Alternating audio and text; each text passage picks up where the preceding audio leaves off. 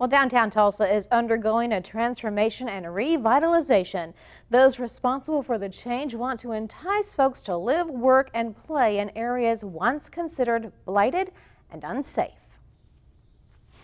Hundreds of people gather midday each week on downtown Tulsa's new Guthrie Green for Food Truck Wednesdays. This is a really nice gathering because you get everybody from downtown and people even driving in to come down and have lunch, and you get to interact. And you know, it's nice to kind of have this resurgence and the social aspect of lunch and Guthrie on the Green and friendship and business all mixed up into one lump.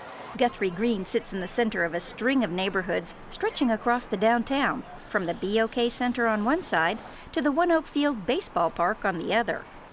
The Blue Dome District features restaurants, clubs, and a growing number of retail businesses. The Greenwood District includes the ballpark, the Green Arch, mixed-use apartments and retail space, and the John Hope Franklin Reconciliation Park. It tells the story of Tulsa's African-American community from the days when Greenwood was known as America's Black Wall Street to the 1921 race riot and on into the present. There's also the Brady Arts District. It features an eclectic mix of new museums, arts-related businesses, apartments, restaurants, and the Guthrie Green. It's gotten a lot of people down here that haven't gotten to see it yet and kind of get into the area. We just did Tulsa Shakespeare in the Park down here last week. Collectively, these urban neighborhoods are catalysts driving downtown Tulsa's urban revitalization. That's according to Ken Busby, Executive Director of the Arts and Humanities Council of Tulsa. It's an economic engine, it's a cultural engine, it's all of those things that really make it a cool place to live and be. The recently renovated Mayo 420 Apartments at 5th and Main is now home for University of Tulsa McFarland Library Dean Adrian Alexander. He wanted to live downtown when he moved to Tulsa 6 years ago to take that job. I was interested in downtown living because I had seen that kind of development in Kansas City, where I was before, and other cities, and it was convenient to campus, but there wasn't really much housing available at that time. Last year, the Metro at Brady Apartments opened. It offers upscale living and workspace for those who want to be downtown 24/7, like beauty blogger Lindsay Rogers. I was one of the first in the building a little over a year ago, and I was just commenting the other day that the hotel across the street with the restaurants in it, that literally that building wasn't there. So we've just seen a real boom in a lot of bars and restaurants and nighttime activities. Even though it was still a blast when I moved in, you know, things have really just become a lot more vibrant and richer down here. Property manager Tiffany Tucker says, like most new downtown apartment developments, this building is fully leased by a wide variety of people and has a waiting list of prospective renters. We have a variety that lives on property, from young professionals to retired people. As little as 5 years ago, few people stayed in downtown Tulsa after business hours, and there wasn't much in the way of housing or nightlife.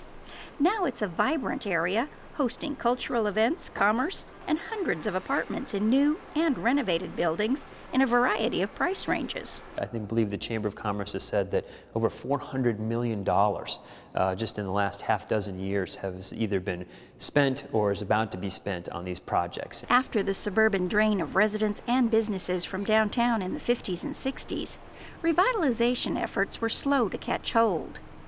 In the 70s, the Brady area was designated an arts district, but nothing much happened until recently. And the Arts and Humanities Council had this vision to build a visual arts center down here and help bring some critical mass.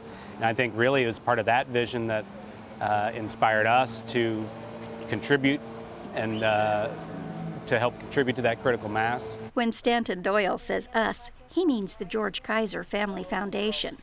It's the philanthropic organization headed by oilman George Kaiser. He owned this 80,000 square foot building known as the Matthews Warehouse in the Brady District.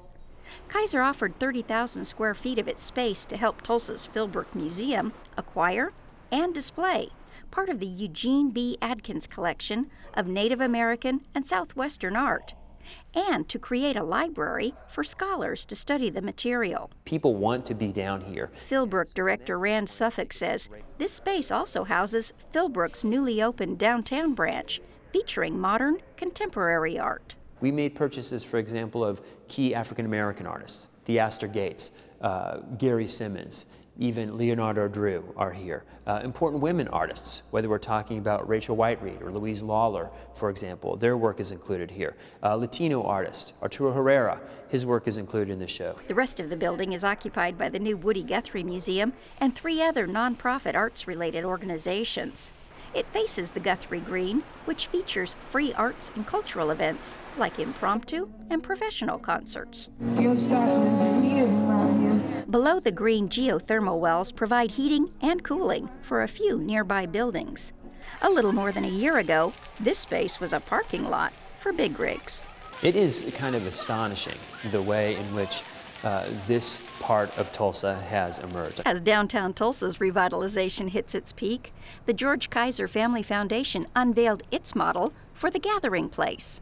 It's a $200 million project to build a massive park just south of downtown along the Arkansas River over the course of the next 3 to 6 years. The foundation is picking up $125 million of the cost. The rest comes from corporations and other philanthropic groups. The park will include a lodge, playgrounds, boathouse, green space, and gardens, all connected by land bridges.